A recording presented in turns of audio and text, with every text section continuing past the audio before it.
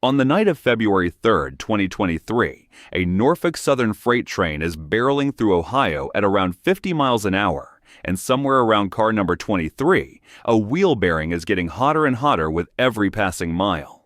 The train is hauling 151 cars, stretching nearly 2 miles behind the locomotives, and the whole thing weighs 18,000 tons. A trackside sensor picks up the heat signature in Salem, Ohio, and flags it, but the monitoring center waves the train through. 20 minutes later, the bearing fails completely, the wheel locks up, and 38 cars go flying off the rails in East Palestine, including 11 tankers full of hazardous chemicals.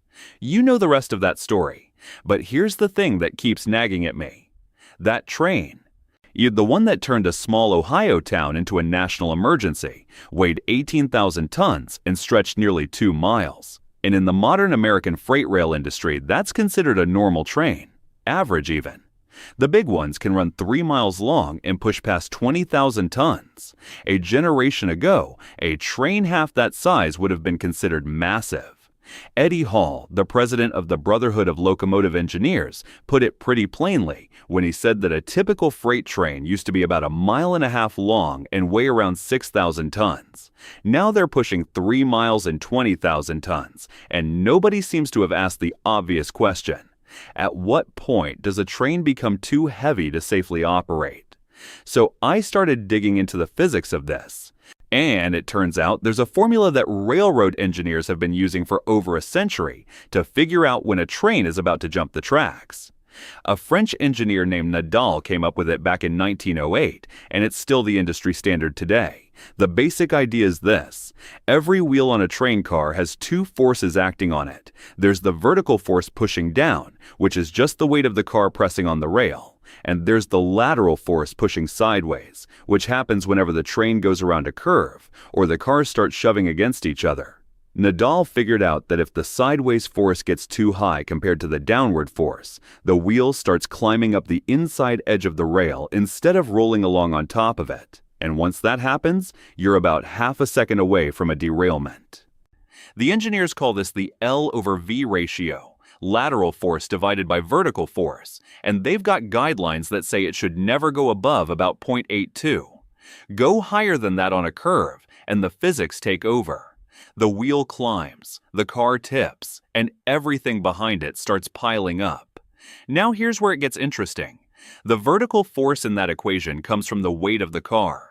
A fully loaded coal hopper pressing down hard on the rails is actually safer in some ways than an empty car, because all that weight is keeping the wheels planted. The problem starts when you mix empty cars with loaded ones, especially if you put the empty ones at the front of the train and stack all the heavy stuff behind them. Because when that train starts pulling hard around a curve, all that weight in the back creates enormous tension on the lighter cars up front. The physics are trying to pull the train into a straight line, like stretching out a piece of string, and the empty cars at the front are the ones that get yanked off the rails. Railroad people call this string lining, and it's been a known problem for decades. Back in the summer of 2019, Norfolk Southern had 2 derailments at Horseshoe Curve in Pennsylvania within 3 weeks of each other, and witnesses at the scene all said the same thing. The trains had empty center beam flat cars right behind the locomotives, with all the heavy loaded cars trailing behind them. When those trains tried to negotiate the famous curve, the empty cars at the front got pulled right off the inside rail. One witness described it like watching the train trying to take a shortcut through the curve. The physics of it are almost elegant in a terrifying sort of way.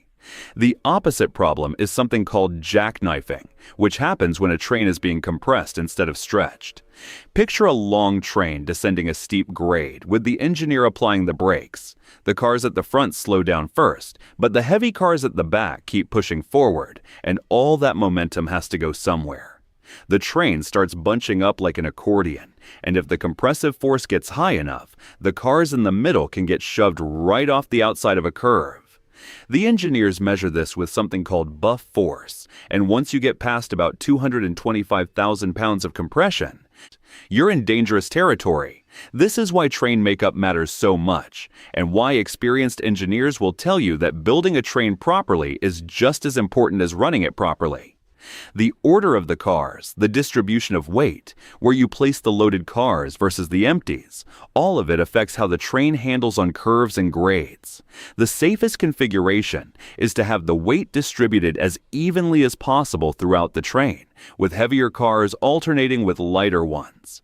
The worst configuration is exactly what the East Palestine train had, a long string of mixed freight with weight clustered in certain sections and gaps in others.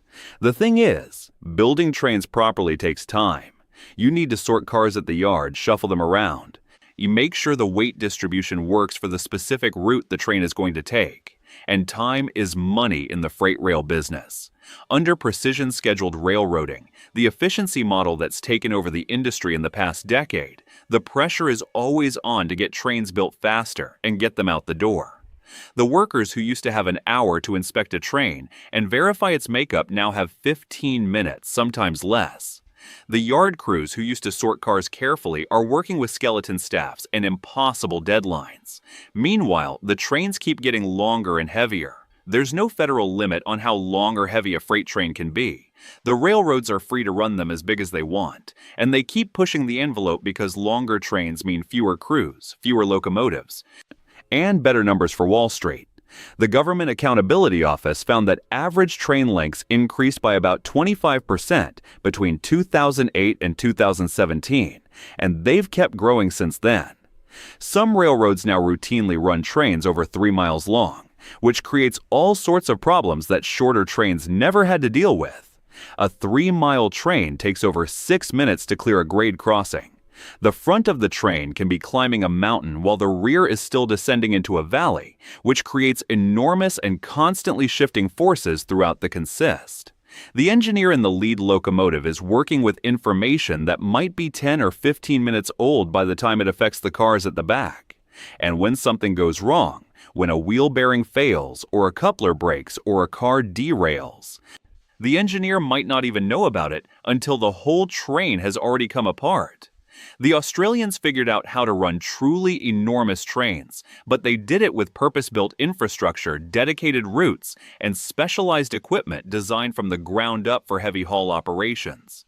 BHP runs iron ore trains in Western Australia that stretch 4.5 miles and weigh nearly 100,000 tons, but they're running on straight track through flat desert with uniform loads and 8 synchronized locomotives distributed throughout the train. That's a completely different animal from a mixed freight train trying to negotiate century-old curves in the Appalachian Mountains with a patchwork of car types and a 2-person crew. The American freight railroads keep pointing to their overall safety statistics, which show that derailment rates have declined over the past few decades. And that's true as far as it goes, but the derailments that do happen are getting more consequential, because when a 3-mile train carrying hazardous materials comes apart, the damage isn't limited to a few cars and a section of track. East Palestine wasn't even one of the bigger derailments of recent years, and it still managed to contaminate an entire community. That's where this stands right now. The trains keep getting longer, the crews keep getting smaller, the pressure to move freight keeps intensifying, and somewhere out there is a train that's too heavy for the track it's running on, or too poorly assembled for the grade. It's about to descend, or carrying a wheel bearing that's getting hotter with every passing mile.